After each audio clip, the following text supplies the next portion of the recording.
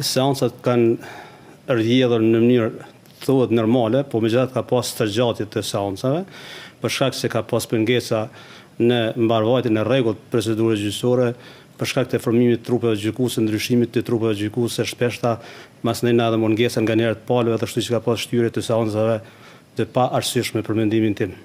Epilogu i përfundimtar i gjykatës sot që klienti tim e shpalli fajtor dhe dënoi me 4 vite burgim për kontrabandim migrant, konsideroj se nuk është vërtetuar në mënyrë të plotë, sepse i mbrojtëri im ka kryer vetëm një shërbim të taksistit, i cili nuk ka ditur fare se dikush është u kontrabandu, e në anën tjetër personat që kanë hyrë në aeroportin e Prishtinës kanë hyrë në mënyrë legale, me pasaporte legale nga Turqia dhe gjithçka ka shku nga klienti im vetëm në shërbim të detyrës së tij si taksi. Edhe s'ka ditë këtë drejtim. Prandaj unë kam konsideruar se këtu duhet të ketë akzhim lirues. Megjithatë, pas shpalljes së akzhimit, me morën e akzhimit do të bëjmë ankesë.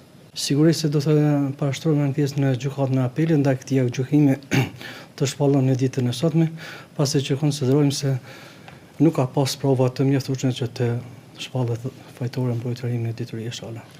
Çka mendoni ju pse nuk ka pas prova? Ku e bazoni këtë? Po sigurisht se arshyetimi tonë do të potencojnë ankesën që do të ushtrojmë më vonë.